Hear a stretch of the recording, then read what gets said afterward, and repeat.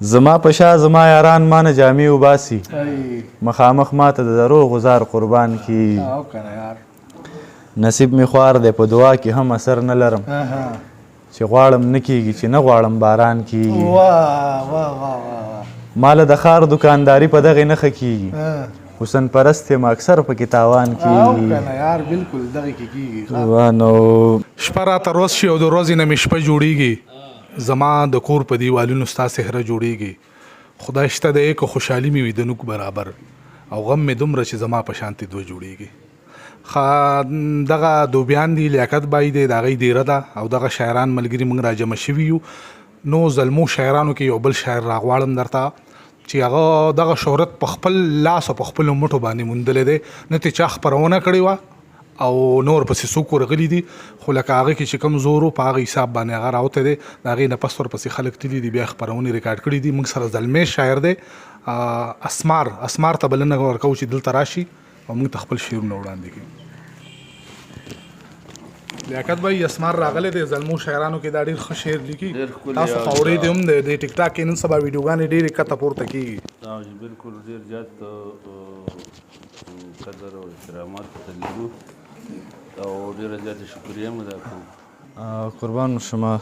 درمان لاله ستاسو هم مننه د لیاقت بھائی هم ډېره زیاته مننه چې بلنه یې راکړه دومره درناوی یې راکړو عزت یې راکړو نو بلا مننه مو کوم ته به موږ ته څه اورې شروعات وکړه بس شعر به اورو دا نن نو خاص ماره بس نوي زاړه ویم درمان لاله چې وایي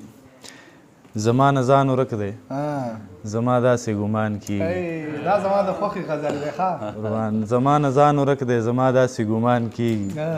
تاسو لږ چپ شئ که پیدا شم اعلان کیږي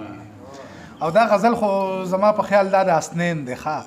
هغه ته وروبخه هغه چې د دې کوم حق ادا کړی دی که نه نو د دې نه پس په دا لاسو کوی ښه بلکل همدا ده همداسې ده زما نه ځان ورک دی زما داسې ګمان کیږي تاسو لږ چپ شئ که پیدا شم اعلان کیږي خدای د زړه حرم مې داسې بې امامه دی چې نه پکې مونځ د مینې کیږي نه اذان کیږي دا بیا ووایه خدای د زړه حرم مې داسې بې امامه دی چې نه پکې مونځ د مینې کیږي نه اذان کیږي وجد صاحب ما ته د هر چا زړه کې خپل اهمیت ښه معلوم دی نه مې ګیله د چا نه کیږي نه خفګان کیږي زما په شا زما یاران مانه جامې وباسي مخامخ ماته د دروغو زار قربان کیږي نصیب مې خوار دی په دعا کې هم اثر نه لرم چې غواړم نه کیږي چې نه غواړم باران کیږي ماله د ښار دکانداري په دغې نښه کیږي حسن پرست یم اکثر پکې تاوان کیږي نو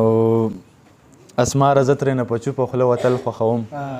چې په محفل کې چېرته ذکر د جانان کیږي او لاله وایي چې مننه وایي نه د چا سپکې وایو نه د چا درنې وایو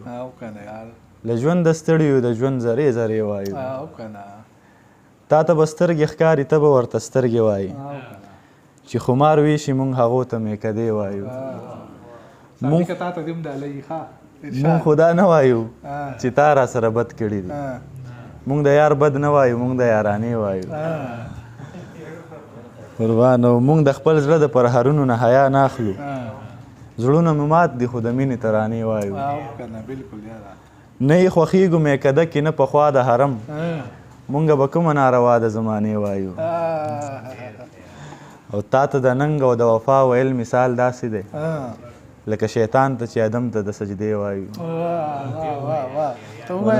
تا ته د ننګ او د وفا ویل مثال داسې دی لکه شیطان ته چې ادم ته د سجدې وایو په خپله لاره ځو راځو په چا څه کار نه لرو نه چاته بده ښایو نه چاته د ښې وایو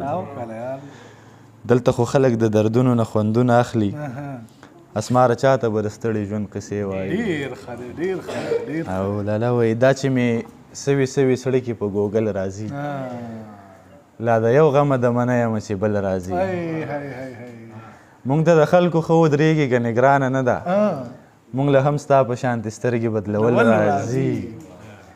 پردي د وره نه پناه ناستې خپل د غره نه پناه زه به پردو ګور ته سپارلی یم چې خپل راځي اوس نو د سپکو سره ځان خو سړی نه سپکوي داسې خو موږ له هم د سپکو سپورو چل راځي بالکل شکر د مور نه په دعا کې پاتې شوی یم یرو ته لاس که ملالونه په منګل راځي ته بیا ووایه دا شعر قربان شکر د مور نه په دعا کې پاتې شوی یم یرو ته لاس که ملالونه په منګل راځي د یار زړه نه و ګنې ورانه جوړېده اسماره که مسله لویه وي مونږ له یې حل راځي ډېر ښه دی اسماره ډېر